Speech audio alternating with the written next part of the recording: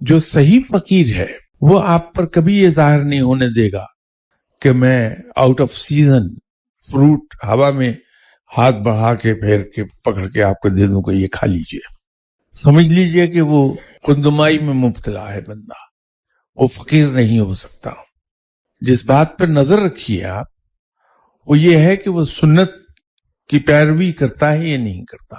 फकीर कभी नुमाया होकर नहीं बैठना चाहेगा, आपके साथ बैठेगा।